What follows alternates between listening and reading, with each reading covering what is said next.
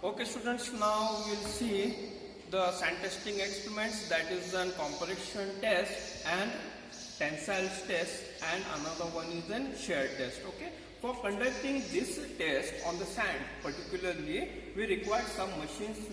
That is an universal sand testing machine. So this is an universal sand testing machine. You can see over here. Why it is called as an universal? Because on the single machine you can conduct the three tests: tensile, compression and the shear test. Now I will tell you the different parts of this machine. Now you can see over here at the top, this is a measuring die.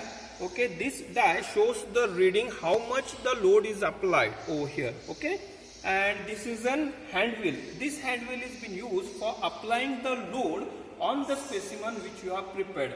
Okay, now over here there are the two jaws are there. One is a fixed jaw, another one is a movable jaw.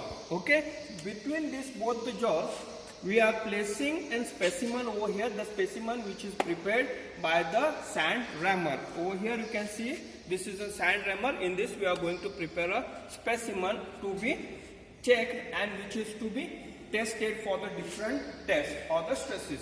Before going for the experiment, we will start with the specimen, how to prepare the specimen. Now you can see over here there is a dead load is been given. Over here you can see there is a scale is given, 0, plus or minus.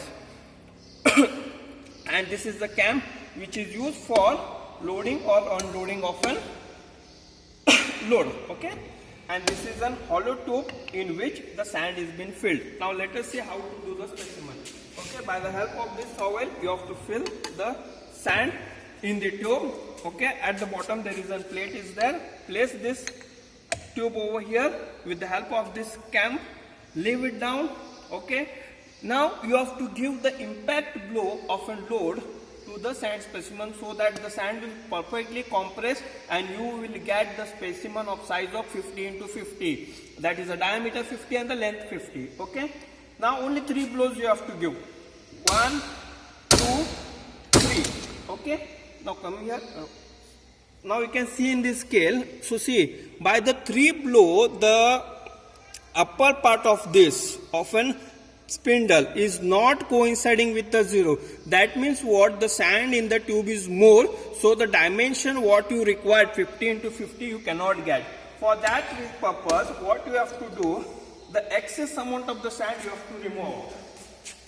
See, now I am removing the sand. So when you remove this sand, so only you will get the exact volume of a specimen, that is 50 into 50 exact area.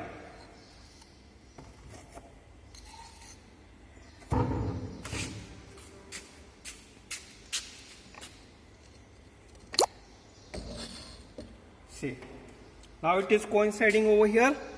Okay, slightly plus or minus it's okay, but it does not go much more higher. Okay, finish.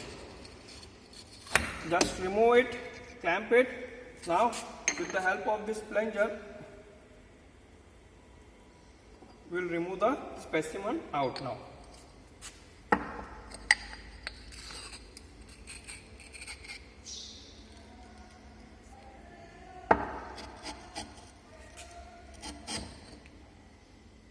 Now you can see the size 50 into 50, there are the 2 specimens we have prepared over here.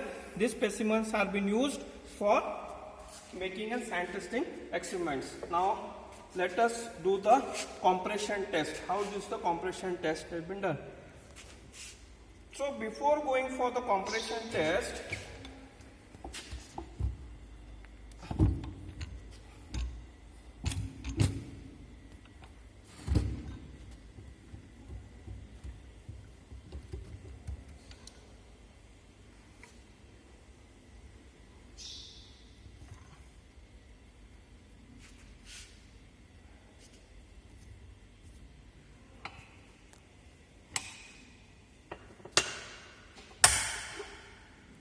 okay, so see over here like this way there are the 2 pads is been used. Okay, for the compression pad, okay, it is a flat one, and for the shear there is a cut one. Okay, when you used conduct the different test, if you conduct the shear test, use the shear pad. If you conduct the compression test, use the compression pad. Now I am using a compression pad over here.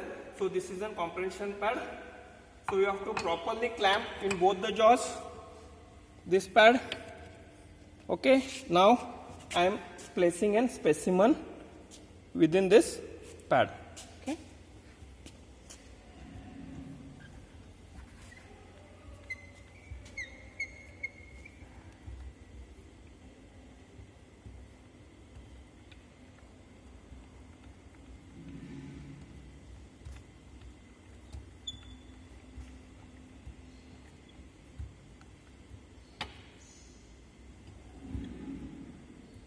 See, now I have applied the load.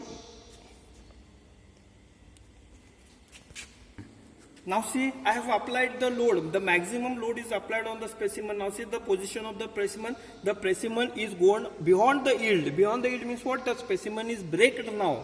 Okay. Now we have to take the reading.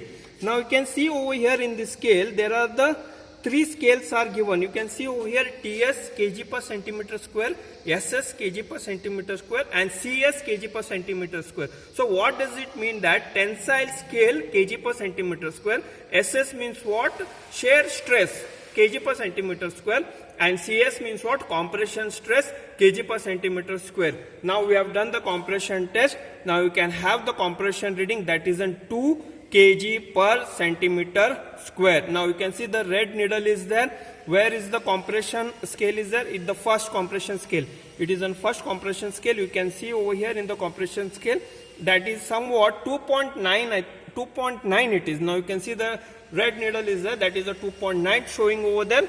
Okay, so 2.9 kg per centimeter square. So like this way you have to conduct the compression as well as a shear stress. Okay, don't worry about the tensile stress, because the tensile stress requires the attachment. Okay, that's are not in a good condition, so we cannot apply that one. You better to go with the shear and the compression. Okay. Of the shear and the compression, just you have to understand the procedure, what you have to do. Only the difference is that while using, the procedure is same. While conducting the shear and the compression, you have to change the different pads. Okay, the specimen procedure is same as well as the conducting procedure is same. I hope you have understood this experiment.